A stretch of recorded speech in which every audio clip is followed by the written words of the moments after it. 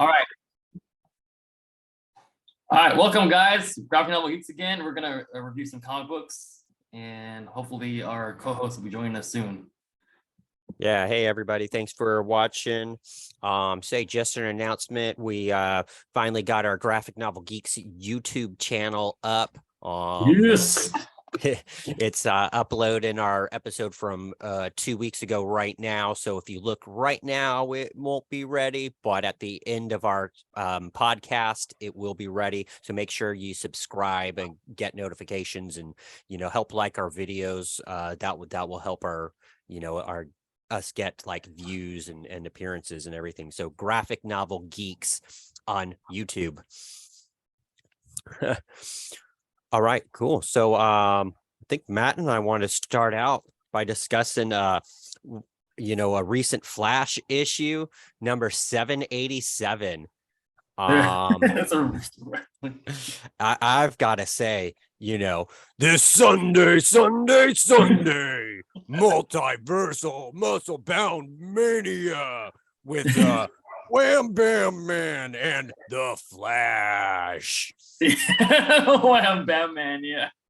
This issue was great. All right, so it's kind of a break from the normal storylines, I guess, and Wally is with his family, right? And they're watching TV, having a lazy Sunday or whatever, and suddenly this channel comes in, Wham, which is wrestling across the multiverse. And they're like, wow, what is this? I don't know, but this is my new favorite thing. And they check out, it's just like a wrestling event, kind of like our wrestling, except with aliens that seem to possibly have superpowers, right? Yeah. And then as they're watching it, they're like, wow, wait a minute. That looks kind of like downtown Keystone City. Yeah. And so Wally, of course, is like, I better go take care of that. Yeah, and as he heads on down, he encounters the supervillains that are destroying the city, who are performing this wrestling match. And of course, hijinks and chaos ensue as he fights these guys. But this is all, of course, just a warm-up for the title bout with Omega Bam Man. And so, of course, there's fighting, there's wrestling, there's team ups, there's loving, there's crying, all those things. It's just an amazing issue. Best issue of Flash I've read in a while. One of the best comics I've read in a while. I would agree. It's so funny and it's awesome. It's like so lighthearted and it's like. Yeah, I just love the cover, right? Where the Flash is there, and he's asking for his partner to tag in. Of course, like, who is the partner, right? He's like breaking the fourth wall here because his partner's you. Tag me in, Tetsuo. Tag me in.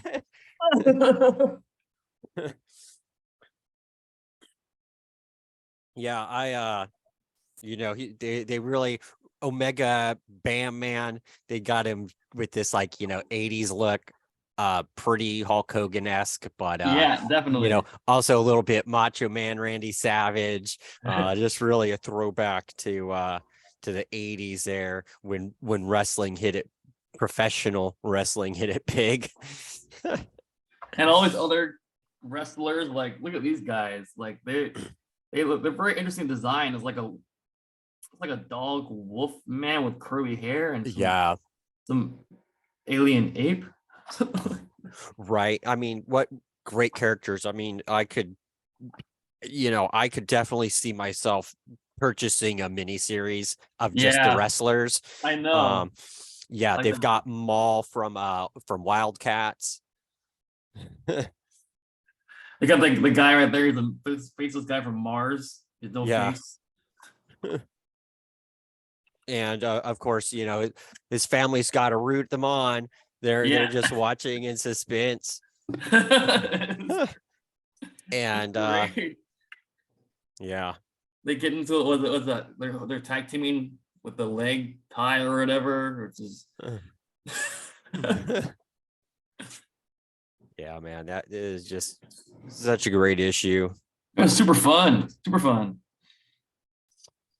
And he's like, I'll be back later. We should team up again. He's like, what? He reminds me of, Dragon Ball Z. Uh-huh. Hercule. You know who that is?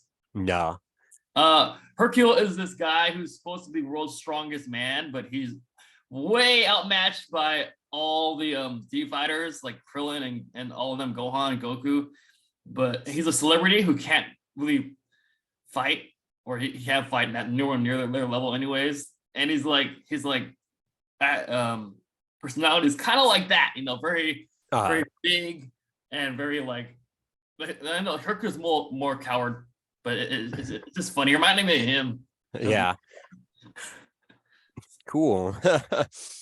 All right. So yeah, recommend this episode, Flash 787. You don't have to have been reading the series to be able to enjoy this issue. It's very much a one-off. Yeah. It was great. It's so funny. Let's see. Next, I'd like to hit up a series that I've been reading, Junkyard Joe by Image Comics. Junkyard Joe here is being written by Jeff Johns with art by Gary Frank and Brad Anderson, right? So Junkyard Joe, as you can see, maybe, is a robot soldier, Vietnam War era. And this Jeff Johns title spins out of his recent creation, Geiger. So all right, so a little bit about Jeff Johns and Gary Frank's title, Geiger. Just been announced that Geiger has been opted as a TV series. So hopefully in a year or two, we'll all be watching Geiger and talking about how great it is. Geiger is about, all right, so just a fair warning here. I'm actually a bit late in the game and have only read one issue of Geiger and an 80-page giant. Because I missed the boat on this one, right? But Geiger is about there's this guy, he's with his family, nuclear bomb comes. He says, hey family, get into the nuclear bunker, and the family gets in, but he doesn't get in. The nuke goes off, there's nukes all over the country, blows up the country. And then during the fallout, his family is in the nuclear bunker. It appears that they all die, but something happened where this dude who was not in the bunker did not die. And now he's got like these radioactive powers. So if you see the weirdness there, that's because this is a glow-in-the-dark cover, right? Is it? Oh, snap. Yeah. And then as it goes on to present day, and this dude, I can't tell you, I know his name, as this dude, I think they call him the Glowing Man. As the Glowing Man survives, some people in the nation have survived as well, and this centered in some part around Las Vegas, where different like crime bosses have set up different like societies, kind of centered upon Vegas style hotel resorts. So this one crime boss slash leader guy has the resort where you hunt wild game, and the wild game are humans, and so you pay a bunch of money, you go on safari and you hunt down humans. Then there's another one that's like pirate themed or something like that. Okay. And then so you can see here's the Glowing Man there, looks pretty cool. Yeah. And on the back, there's a little Junkyard Joe comic, is because Junkyard Joe was a popular series. It's a nice comic strip that was very popular in the Geiger world. So Geiger seems like a cool series. Um, I'm probably going to be reading more of it, probably pick up some, volume one of the trade paperback soon, before that TV show comes out. So the TV show was just announced, so it's not going to be anytime soon. And in fact, the nature of these things, sometimes they never reach fruition, right? But my guess would be maybe in couple years, we might be seeing that Geiger TV show. So as we saw on the back cover, Junkyard Joe is a popular comic strip in this world that Jeff Johns has created. So now spinning out of that series, there's Junkyard Joe, taking place in 1972, although it does go back and forth between the time continuum. Now, what Jeff Johns has done here is he has let's see if I can find it. He actually has put together, a whole world around the Geiger characters, and they seem to be centered mostly around different wars. And so it's kind of like in every war, there's like a hero. So he has, I don't know if it's a team, it's called the Unnamed. And he's slowly revealing the unnamed. So like in 1776, the American Revolution, there was somebody named Redcoat, and he becomes immortal. And then in 1864, the Northerner begins his hunt. That's like the Civil War. 1944, World War II, the monster is made. 1972, Vietnam, Junkyard Joe comes online. 1997, well, that wasn't a war, so I'm not sure why this is, but in 1997, American Widow X has her revenge. Maybe she falls out of the Cold War.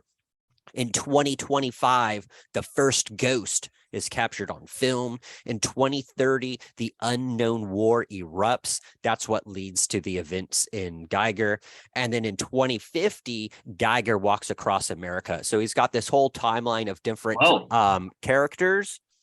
And again, Junkyard Joe is the World War II one. And so what happens with Junkyard Joe is he's this real robot that is activated to fight alongside American troops in the Vietnam War, and is like top secret. And so he's there with his platoon and fighting alongside them, and some of them live and some of them die, as what happens in war. But they get out of the war. And so this series will flash between wartime 1972 and more modern times, right? And so when they after a bunch of the guys in the platoon die and others get wounded, they're hospitalized and they get Purple Heart discharge or whatever, and they're talking about like, oh well, Junkyard Joe, and everybody's like, oh man, you guys have PTSD, except we don't call it PTSD because this is 1972, but you guys are flipping crazy. There's no robot. There's not a robot fighting alongside you. And so the one dude, he comes out of Vietnam, and he starts drawing this comic strip about Junkyard Joe. And it's much like the Peanuts, Charlie Brown, and it becomes super popular and everybody loves it, and nobody knows that it's real. They think it's like Beetle Bailey or whatever. But then in modern time, Junkyard Joe shows up at the cartoonist's house, and the cartoonist is like, holy cow, what are you doing here? How did you find me? I haven't seen you in 40 years. Meanwhile, there's also the story of this family that moves in next door to the cartoonist. There's the dad, two daughters, and one son. The mom seems to be, something happened to her that will be revealed at some point. She passed away, died, whatever. So here's the family. And so there's different relationships. Okay, so first I gotta say, now that I've kind of summarized this story, this reminds me why we all love Jeff Johns so much, right? And he wrote The Flash, and we're like, holy cow, this guy's awesome. Then he wrote Green Lantern. Well, he wrote like Justice Society of America, and then he wrote Green Lantern, and we're like, oh my God, Green Lantern's so awesome. And Green Lantern sold like almost as well as Batman, right? Because the numbers shot through the roof because he's so awesome. And they used Jeff Johns' Green Lantern material for that movie, which, you know, didn't turn out how we wanted it. But gosh, it was not Jeff Johns' fault. He's a No. great writer. Yeah, he is. And you know, Jeff Johns, not only does he do great plots that are, you know, super heroic, just very layered, very deep. They expand over the course of years. You know, they just evolve more and more, deeper and deeper. They're so well thought out. He's got these great plots.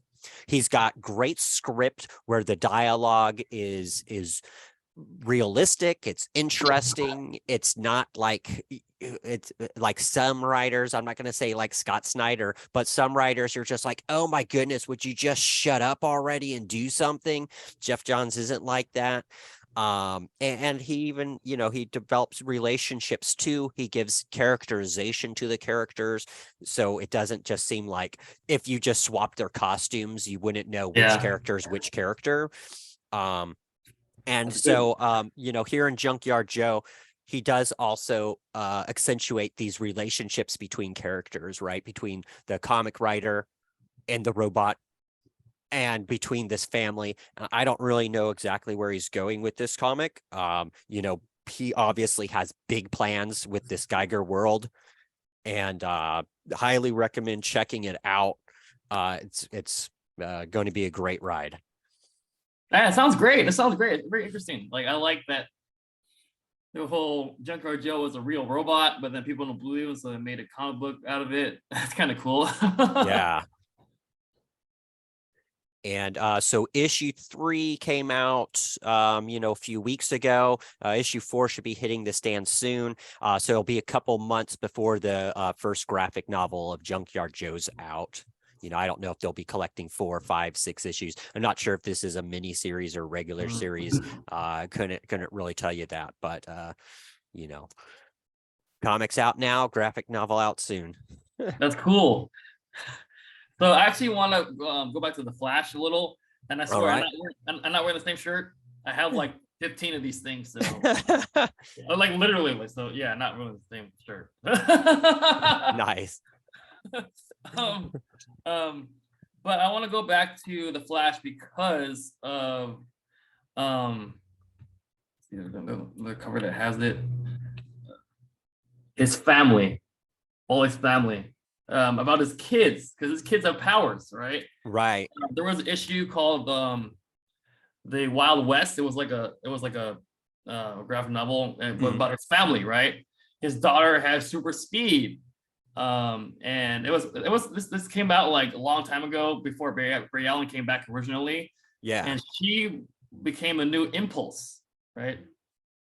Her brother had back then couldn't control his powers, and he has super strength, and I guess it was like accelerated through the Speed Force. He was really strong and stuff like that. But in these series, like they actually updated his powers and his I guess overall like control over it. And what's really cool about it is in this issue right here, it's a 76, right before the WrestleMania one. Let's see if I can find it. They go to rescue the JSA, who went on a mission to go assist them, I think. And basically, there he is doing a cannonball, gaining all the momentum and speed. Boom! just like a full Hail Mary, just crash and explode. Right. So like his son has some kind of like kinetic powers, right? Where he gets really big and muscular and like high density or something. Yeah, that's how it was. In this one, I didn't see that show up. Uh-huh. But back then he couldn't control it. He turned into this weird like monster thing. Remember that? Like it's with like claws or whatever. Oh, Um, okay. I yeah, just remember him getting like really muscly and he was like, yeah, Dad, I can't control it. yeah. So I mean, this is not a spoiler because this was more than 10 years ago, I think, or something. But he couldn't Yeah. control his powers, and it ended up hurting him, right? And he would grow out of control and stuff like that. And his sister absorbed all of the energy into her, and then she Mhm. became the impulse and stuff like that. But in here, it's about like he actually gets control over it, and I don't want to say too much, but what's really interesting is Power Girl is part of the JSA, right? So she Right. does this superpower clap that this is all this outward kinetic energy of like gusts of wind and stuff like that. Right. They're Right. actually fighting Nazi zombies. Yeah. So Um, so is Sergeant Rock. Sergeant Rock from what? Yeah, Bruce Campbell is writing a miniseries currently, DC Black Label, Sergeant Rock. DC Horror presents Sergeant Rock versus the Army of the Undead. And Oh. so Sergeant Rock and Easy Company are fighting Nazi zombies, and it's written by Bruce Campbell, the star of Army of Oh, Darkness and Evil that Dead. dude. Yeah. Yeah, it's pretty entertaining. And there he Anyways, is. He's actually doing it too. If you you see right there, yeah, look right here. He actually does it too. Then he gets like he likes it, and so I really like this without getting too much into what actually happens. It's a really good family. His family's been always really wholesome and like really good to read about. It's fun because they're always like so close to each other and some of that. So it's great. yeah. I really I agree.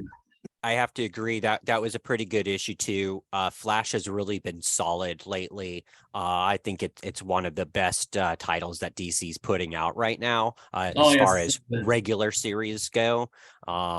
And in fact, possibly as far as any series go. Um, yeah, yeah. Flash is definitely top of my list for DC. The writer is Jeremy Adams. He's the same one that he wrote the other one we reviewed too, the WrestleMania one. He wrote that one too.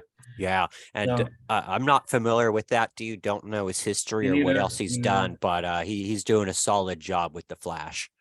Oh yeah, great job with the Flash. I mean, this whole run has been really, really interesting. Like with Yeah, Doctor Fate and breaking the fourth wall and stuff like that. yeah, But yeah, yeah, I cool. mean, yeah, it's great And stuff. I remember the Wild West. So I think that had happened right after New 52 series ended, right? And or was it before He that?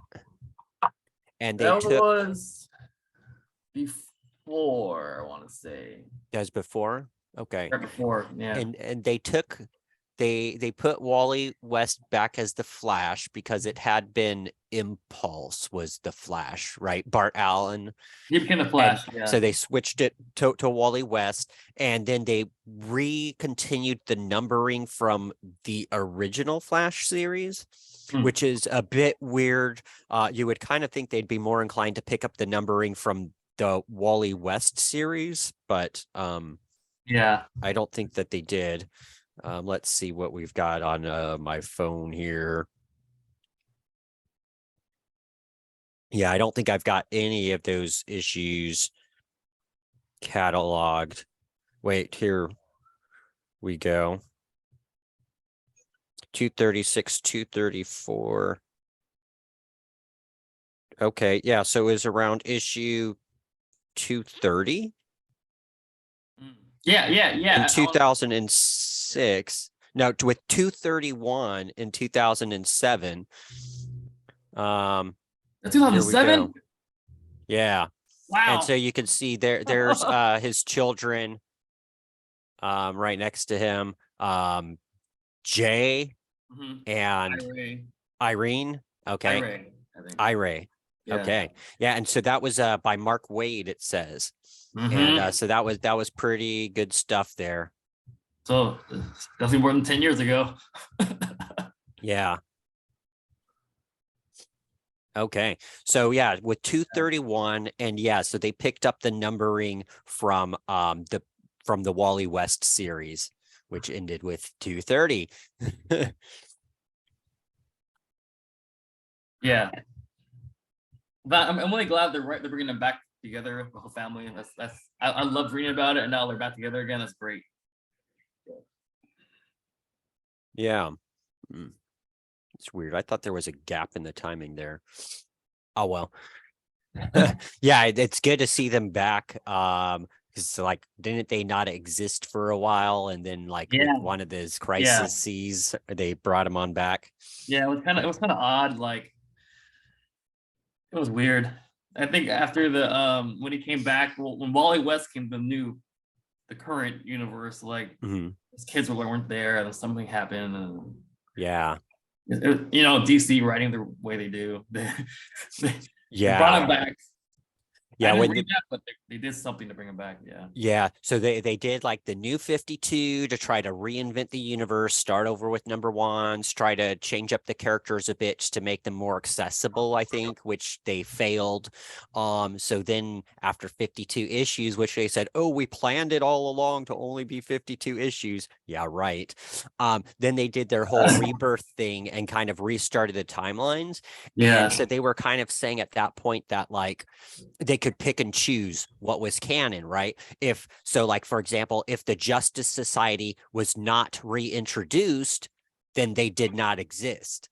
But once somebody brought them in, then they could retcon it and be like, oh, they've been here all along. They never went away or whatever they want. And so in the instance of the Flash with Rebirth, they focused on Barry Allen, and Wally West wasn't really even in the picture for a while. And then Yeah. with the Heroes in Crisis, they brought him in and there was a big mess, but he certainly never had the children because none of the writers ever introduced them. And now they finally have been introduced back in, and Yeah. as that whole mess wrapped up. Yeah. That's great.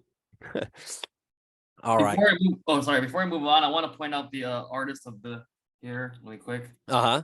because I love the cover and the inside is good too. So the guy who drew the cover, so they have it here, the person, George something. George Combatis, and the penciler is Fernando Pasarin. He did the inside, so I really like this guy's design. The whole Wham, what's his name again? Wham Bam? Oh, No, Omega Bam Mega Man. Bam. Yeah, Yeah. No, yeah, the art's solid, and yeah, that's a thing that I see with DC, but maybe with all companies, but particularly with DC. It seems like often they'll team up if they've got a great writer. They give them kind of a no-name artist. Every once in a while they'll try to make a big deal out of a title, and so they'll do like top-notch writer and top-notch artist. But mostly it seems like they kind of split up their talent, and it's like here's a great writer and here's a no-name artist, or vice versa. And so in this case, they seem to have solid writer and a solid artist, even yeah, though, as far as I know, they're not established yeah. pros. I mean, I don't really know who they are, but glad to have them. Yeah, being an artist, I wanted to point that out too. That give recognition, so that's great. Yeah, very, very solid. Yeah. Do you Okay. have anything else you want to show? Yeah, I sure do. So recently, when went down to LA for a kung fu tournament with Tetsuo, had been reading the Vision graphic novel by Tom Yes. King. Yeah. This is an Eisner Award winner. It's a little bit old. It's from well, this is a 5th printing, so I'm not sure when the original material's from. I don't see a date on it. But it's a few years old. The paperback was first printed in 2019, it says. I think it's probably from like around 2015 or maybe a little bit further back than that. But so I missed the boat on this, so Tom King, I had first saw his name when he was writing Batman, and I think those were New 52 comics. but maybe Rebirth. And he was okay. I didn't pay too much attention to him. I think he took on Batman after Scott Snyder left or something. I don't know. So I didn't pay too much attention. Then there was a mini series that came out called Mr. Miracle, and I like the character Mr. Miracle. And I read issue number 1, and I'm just like, who wrote this? And Tom King. I was like, okay, I'm gonna remember that name. The writing, like it was a little bit trippy how we played with time back and forth, and this whole like um anti-life equation thing that he did. Dark Side is, and Mr. Miracle, the famous escape artist, right? And he's like so very colorful, and there's posters of him all the time. But I mean, as far as like comic fans go, he's a C-lister. A lot of people don't know who he is, right? And so Yeah. this kind of seemed to seep out into the real world. Mr. Miracle's just like, he's depressed. And Tom King gave him just very real human emotions, and the dialogue was just so spot on, like how people actually really talk, and that Yeah. just blew me away. And I was like, holy cow.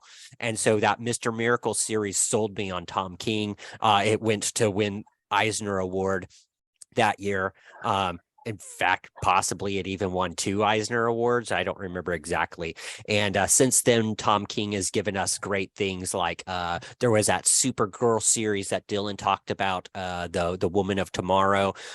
He's currently doing a Human Target series, which I haven't read yet. He did Batman Catwoman miniseries, which was awesome. Just the list doesn't stop. He did a Rorschach miniseries, the Watchmen character, and for me, I was a little disappointed with that series, but that was kind of the first time.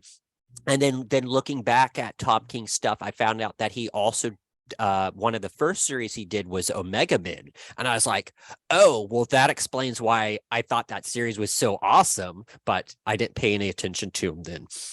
So I picked up the Vision, and he just nailed it as always. No wonder he got an Eisner Award for it. The Vision, of course, is a synthezoid, this robot that at one point he had the soul stone in his forehead, I believe, which is part of what brought him to life. He is imprinted with Wonder Man's memories because Wonder Man was dead before they brought him back. And I think most people know who the Vision is. He's popular Marvel character with TV shows and stuff. Yeah. And so here the Vision moves on into town. He's not with the Scarlet Witch. He is with his robot wife and their robot kids. And they, of course, eventually get a robot dog. And they move into a town, and it's just like a normal old town, and they're trying to be normal. Meanwhile, he's still working. Well, he's working as like an advisor to the White House or something in some kind of top secret superhero capacity. And his children get enrolled into school, and they have to deal with, school stuff, showing up on time, getting good grades, getting bullied by their classmates because they're these weird robots that are green and red. And they have to deal with other things like getting killed. Yeah. And as the supervillains come in and kill the daughter early on, by surprise, because of course they can all turn intangible, and if she wasn't like backstabbed, taken totally by surprise by the Grim Reaper, she would have been able to phase out. But as that all goes down, a murder mystery ensues. Oh yeah. So there's the Grim Reaper. And so the story is not just about the Vision trying to be normal and have a normal life with their green robot dog, but it's also this murder mystery and how that all plays out, and trying to solve it and figure out what goes on. And You know, it's just full of great writing, great emotions. You know, here's some flashbacks to when Vision and Scarlet Witch were together, and there's crying, and you know, and this is just an amazing series. Again, no wonder that it won an Eisner Award. Highly recommended. Everybody should check this out. This is just a great read. Valentine's Day is coming up. Get it for your girlfriend, and she will probably not want to read it because she's like, the Vision, why would I want to read this? But if you can get him or her to read it, Yes. your partner is going to love it. Great Valentine's Day present. If nothing else, it can be on the coffee table and you can read it yourself. But don't eat food when you read it though, because greasy fingers and Yeah. yeah.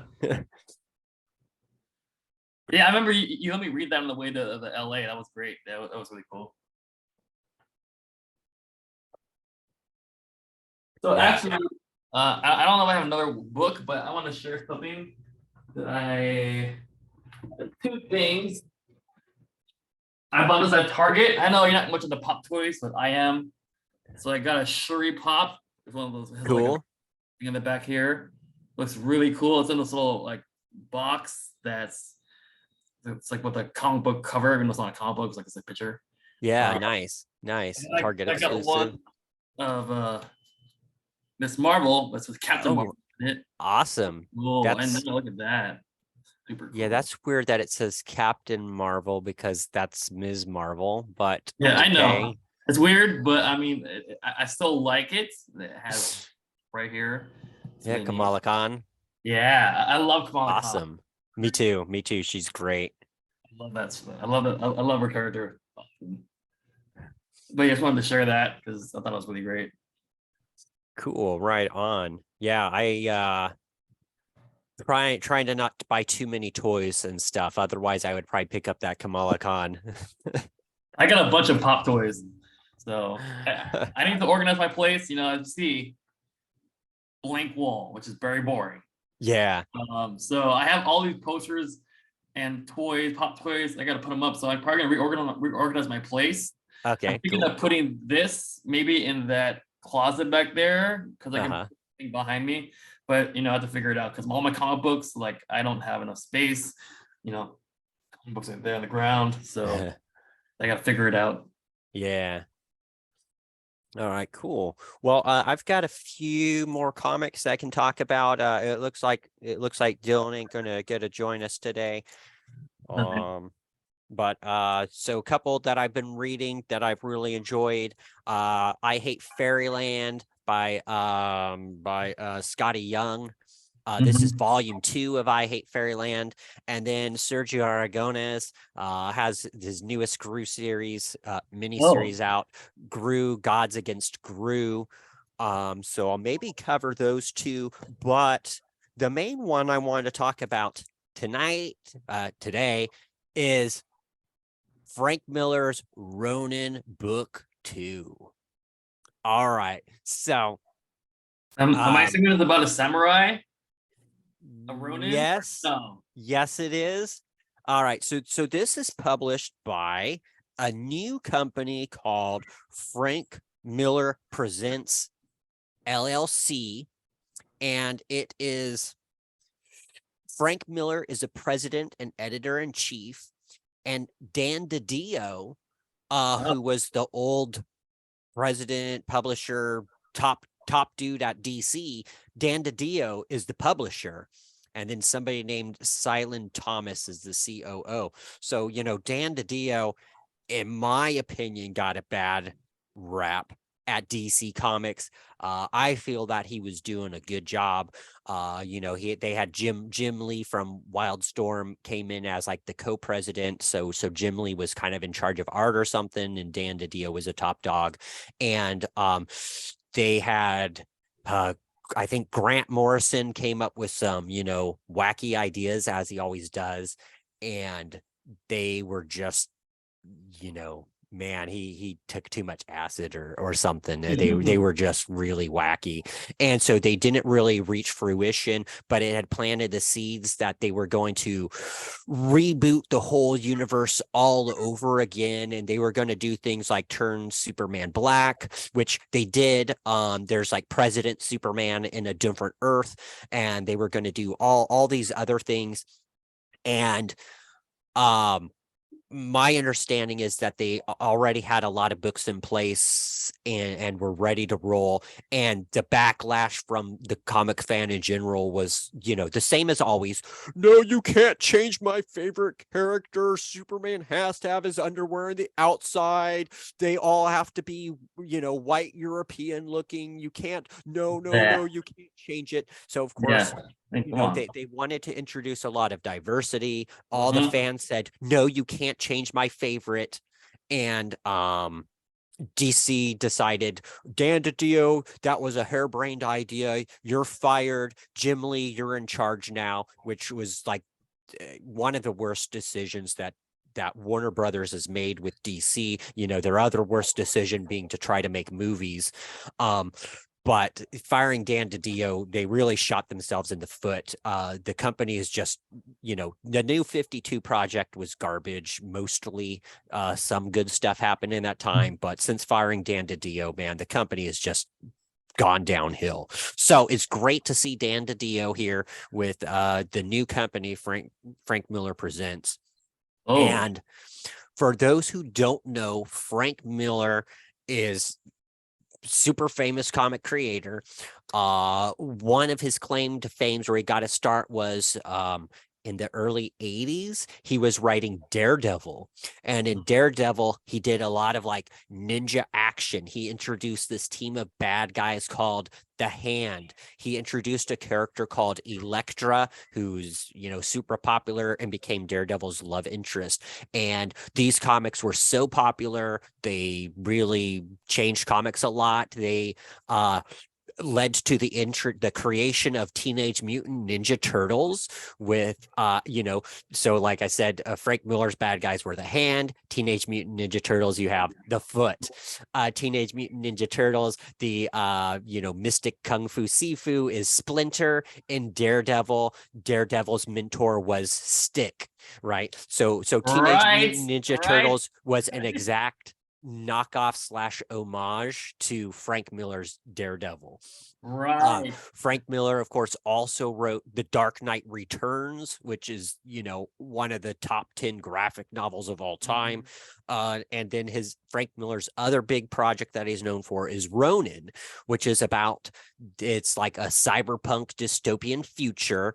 I've only read it once, and it's been a little while, so forgive me for any mistakes, but it's a dystopian cyberpunk future. This Asian, presumably a Japanese guy, gets hit with some kind of like nanotechnology, and it opens up like his past, or maybe he gets a sword, and so that opens up his past where he's got like this ancestral history of being some kind of samurai Ronin, which a Ronin is a masterless samurai.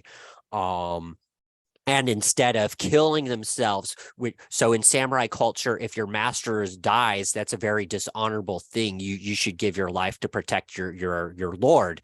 And so if your lord dies, typically they kill themselves to save face for their honor, because they failed in protecting their lord. But not all of them do that. Sometimes some samurai would feel that the way that their lord was killed was very dishonorable, and they need to go and avenge their lord's death. And those are typically the cases where then they become Ronin, so that way they can go out and avenge the death of their lord. Any case, Ronin 2, we've been waiting, gosh, I don't know, 30 years. I mean, I can't say we've been waiting because nobody expected it. At least I didn't. But now 30 years later, here it is, Ronin Book 2.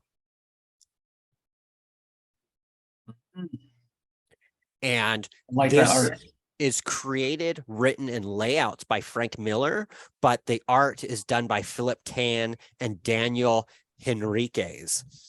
So Miller did the layouts, but I think maybe he's getting up in age a little bit, and maybe can't really, do a whole book by himself in a timely manner.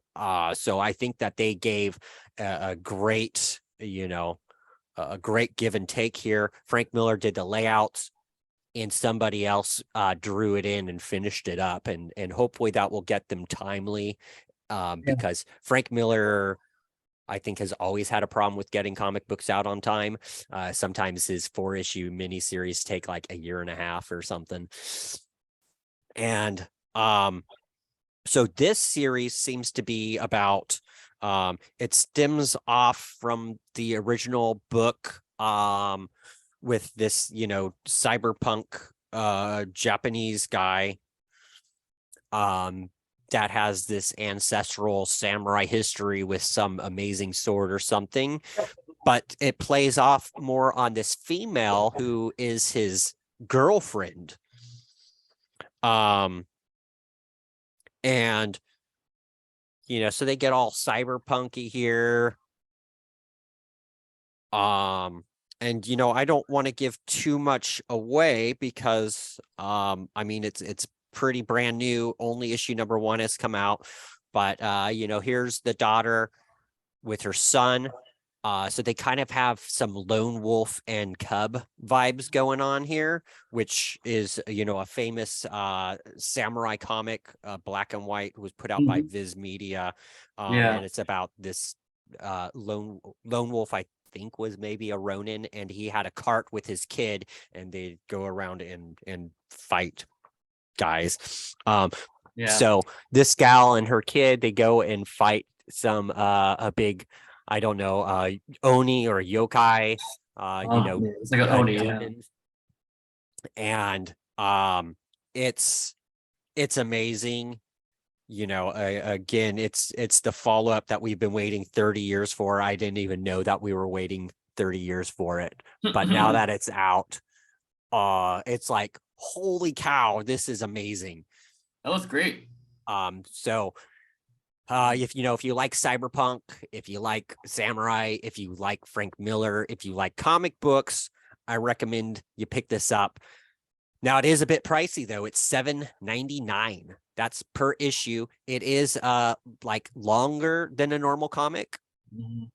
It is black and white.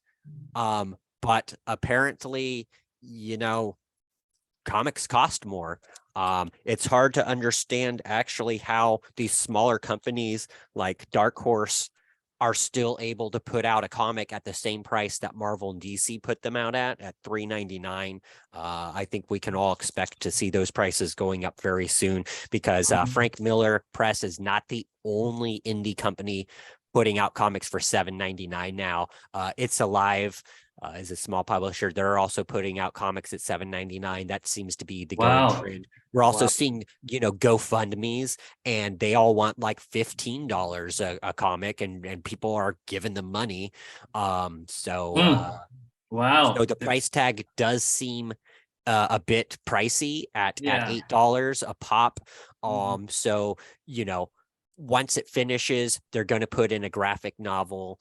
The graphic novel is probably going to be $30, is my I'm guess. assuming. Yeah. So if you need to save a little bit of cash, that's probably the way to go. But it won't be huge savings. It's just, that's how the world is now, man. Yeah, you're right. I mean, that is a little on the high end for a comic book, but Yeah, I was just like, oh, I told my comic shop, Treasure Island Comics in Fremont. I told my local comic shop, hey, just get me issue number 1. I'm gonna read number 1, have number 1 for my collection, but I'll just wait for the trade. And then I read issue number 1, and that was largely based on the price. I was just like, $8 a comic. Then I read number 1, and I was just like, no, dude, I need to get all of these. Sign me up. I'm in. This is just amazing stuff. yeah, I kind of want to read that too. It looks pretty good. So Yeah, it's super good. sounds Super good. good. Ask your shop for a copy. I won't lend mine out. I want to keep it in mint condition. It's going to be valuable because it is really good. That's great. That's great. Um, yeah, so I'll save I Hate Fairyland for maybe the next episode. Okay. Because we're getting pretty short on time. So I'll just Yeah. do a quick shout out to one of my very, very favorite comic creators, master cartoonist Sergio Aragones. That I feel like I've seen that before, like a long time ago. Like the same character. Yeah. For some So reason. Sergio Aragones is most well known for drawing Spy versus Spy in Mad Magazine. Okay, But okay. but that's actually a bit of a joke. He doesn't actually draw Spy versus Spy. He draws the little mad marginals, that the little cartoons that are in the margins. That's what Oh, he okay, draws. okay. He also does a mad look at often. But he's he's been doing Mad Magazine since 68 Wow. or 72, so I think since like 68, so since forever.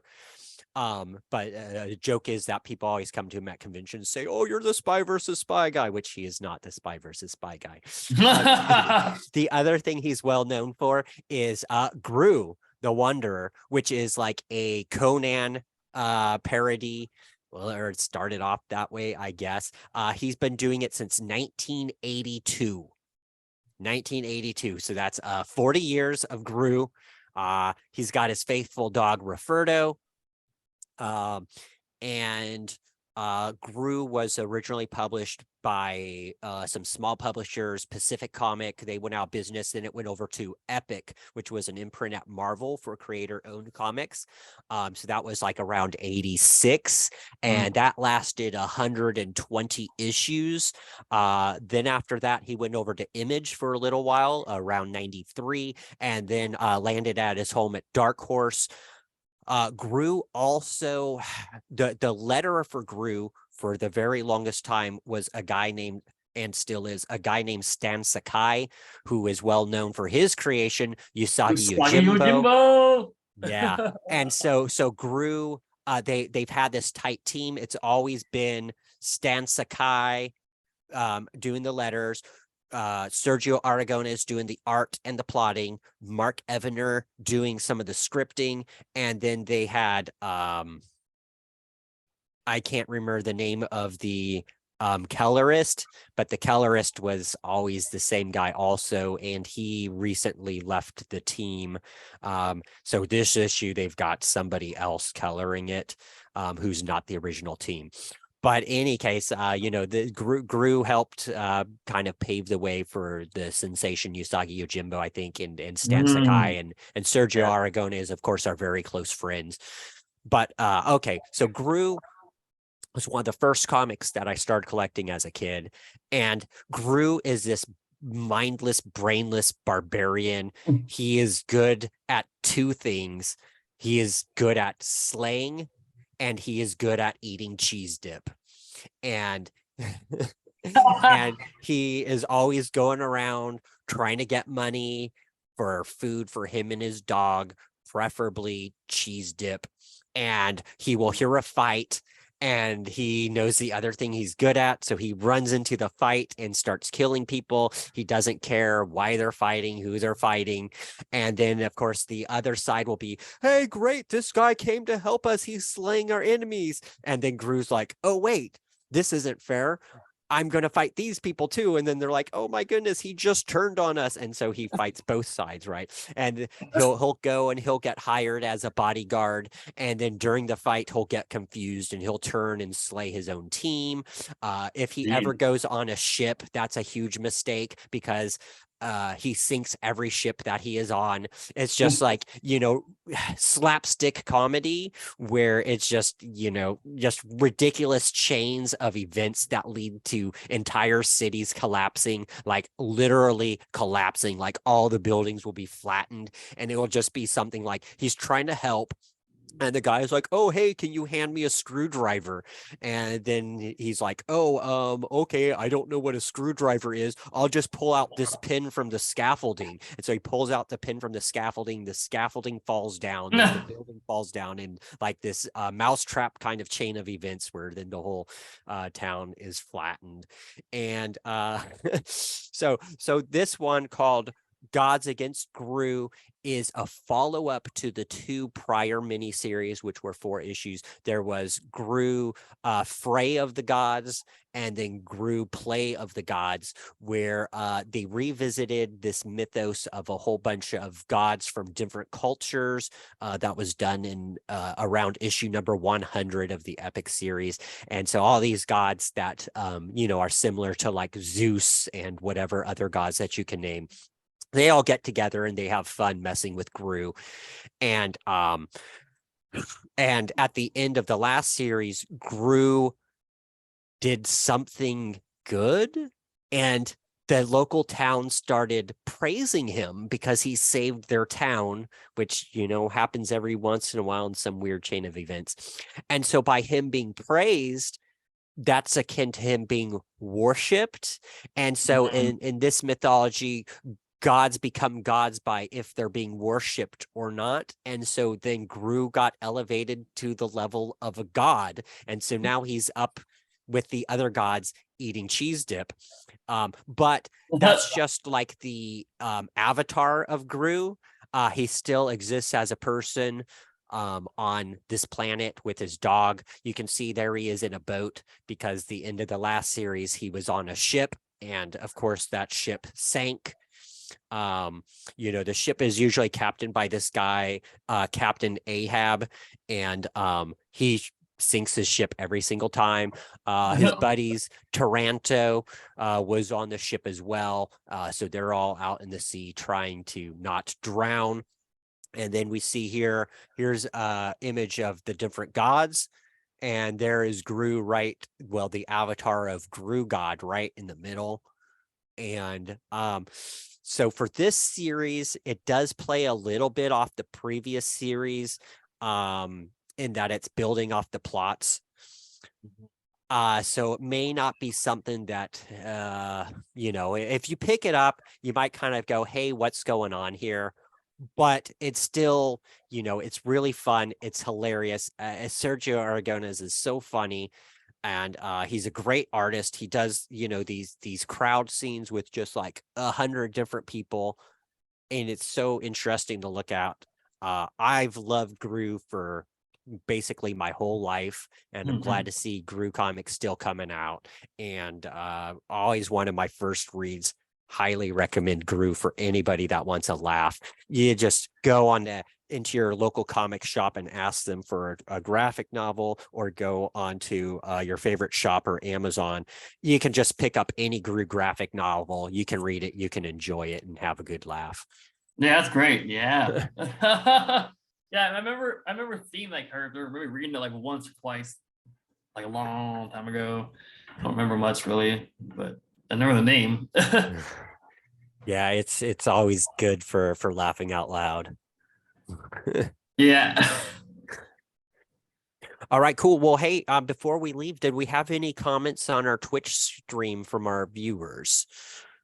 I don't see any in the chat, but there's 2 people watching. So it's called Graphic Novel Geeks, right, on YouTube. Yep.